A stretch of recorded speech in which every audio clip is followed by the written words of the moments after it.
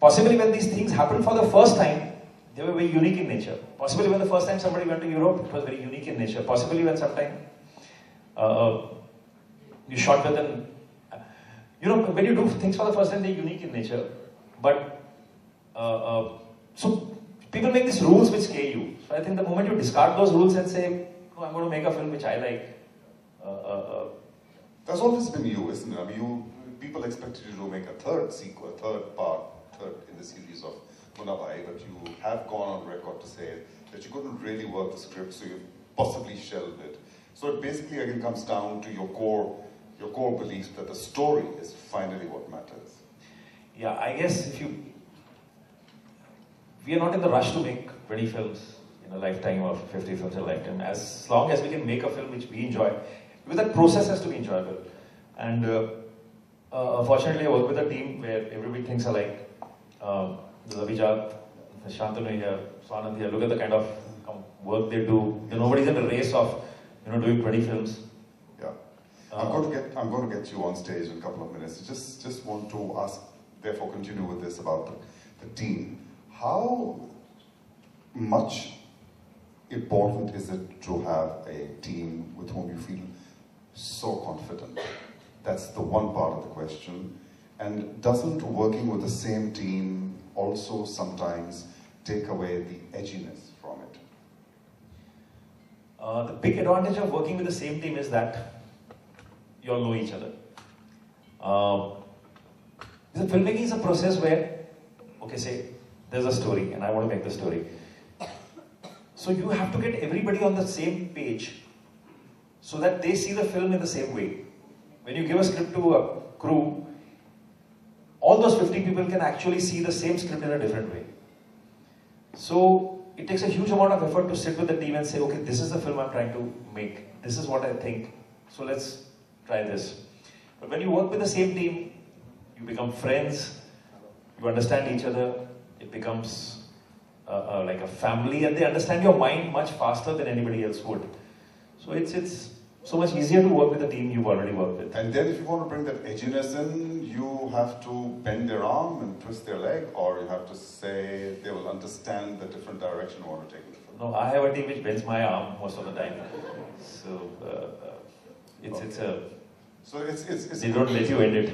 We were just sitting and talking, and Abhijat is still saying, do you think we can still change that one voiceover? We can still add one scene, and Yes, now. My senses are like, tomorrow. We're knocking on the door. Yeah. Okay. 2 films with Sanjay Dutt. 2 films with 3 with him. Sanjay is also in this film. He's also in this film? Yeah. Okay. But as the central protagonist, without giving the story away, we saw the central protagonist always being Sanjay Dutt in the 2 Munnabai films. Amir Khan, central to 3 Idiots. Apparently, obviously, also central to this film. Yeah. And now you brought Sanjay Dutt also into the equation. So, does it mean that your future projects will... Does the story come about because you know you're going to be working with these actors? No, it works the other way around. It works the other way around. Actually, script is your Bible. The script drives everything. From the script emerges everything.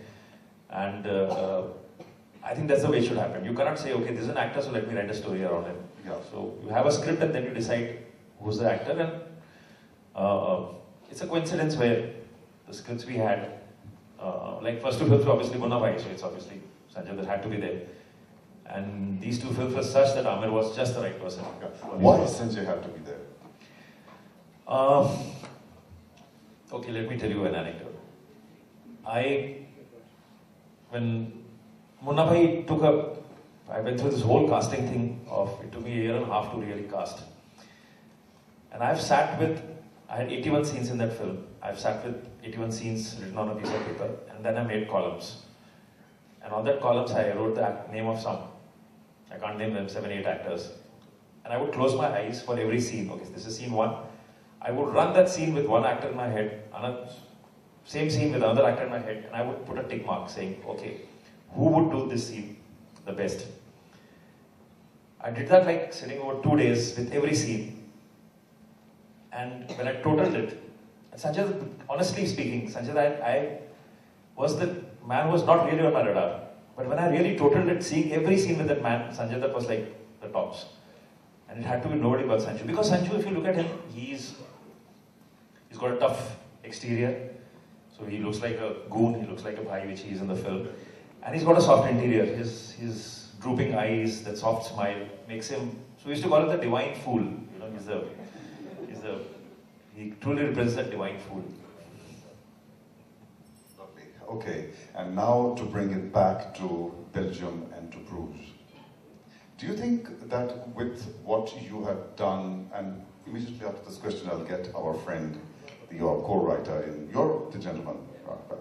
So, does this look as if the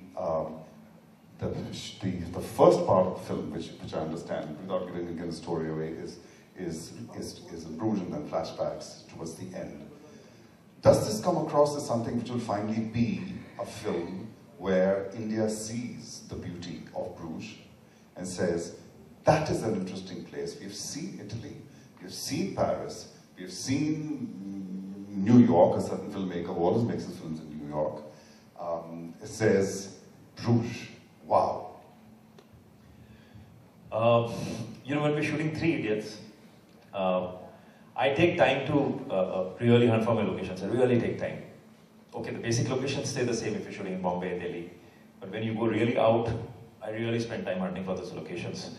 So when we wanted that one last place where Amir Khan would have gone and settled, it took me really long. We went from Sikkim to Leh to every place. And then we found that beautiful lake where Amir would go.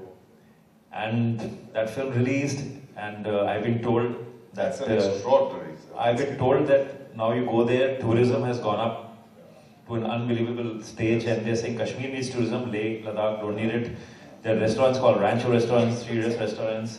There are tours around it, and so I really can't say that, you know, we are going to do that. But all I can say is I hope, because we've taken a huge amount of effort to find Bruges, and to me it's a very pretty place with lovely people, and I would like to go there all the time. My whole team wants to go there. They want to take a holiday after the film. So I assume with the amount of people who's going to see this film, we can do the same for Bruges. But I don't think really we need to do that for Bruges. Bruges is a place, and all this thing will happen automatically. It also brings to mind, no? I mean, there's also a limit to how much overkill of tourism one wants, right, Carl? Yes, yes. But in any case, now that he's put this in the film, you better get ready. Better warn your government to get ready, up and running. Okay, can I invite our friend Abhijit to come onto the stage? Ladies and gentlemen, would you please give a round of applause to here, there, wherever you like. Welcome. Thank you. Just come sit here. They need light. Yeah. Lovely. So both of you in Bruges. But I guess he's a man who is passionate about what he does. He lives his dreams. And when you're passionate about things, you're happy with what you're doing. And I think that happiness keeps you young, keeps you driven. So you look at the kind of work he's been doing, whether it's the kind of films he chooses, whether it's Satyamev Jayate, or they're all driven by a desire, driven by dreams, driven by passion. So I guess that keeps him young.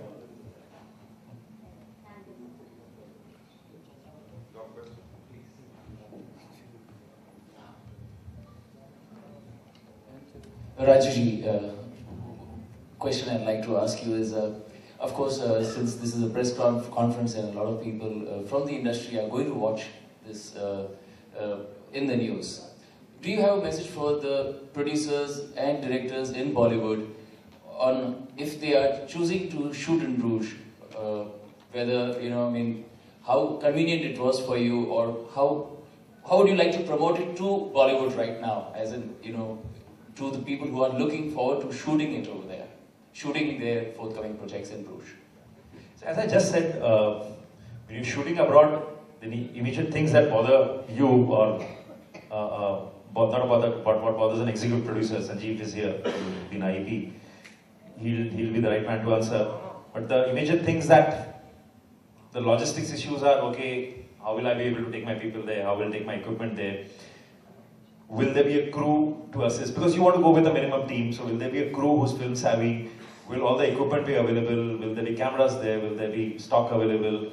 So these are the questions that bother you, and Belgium is so well equipped with studios, equipment, great talent, and great human beings. I have such wonderful experience with those people. There was not a single, otherwise there would be some tips with teams. Why are you spending so much? Where are your accounts? These are kind of things Sanjeev would face. But these were such wonderful people. There was no hassle. And the consulate here made it so easy for us to go there. We become friends and we get lovely beers. So I think for every producer, director, beers should be the basic motivation to go there. Hi, I'm Vivek. First and foremost, very hearty congratulations to your entire team. You all have been churning out some great stuff. I must confess, I hardly watch films. There are selected maybe 5 films I may watch in a year. And amongst those are the kind of films that you all churn out as a team. So my heartiest compliments to your entire team. I think you all respect human intellect in the first place. Thank you. Most films, I'm sorry, I have a slightly different opinion. I feel it's sometimes an insult to human intellect. I told that in an off-the-cuff conversation to your co-writer also. But my pointed question is to Shantanu. I'm a big music buff, and the first thing that draws me to the theatre are the songs of the film. I must compliment you on this wonderful composition. Whatever little I've heard of it, I've completely loved it, along with the lyrics and everything else on it. So, I have a question to Shantanu. I've been often and watching some of your interviews and Times Now also, Total Recall. So I've loved your observations on music also. Today if you listen...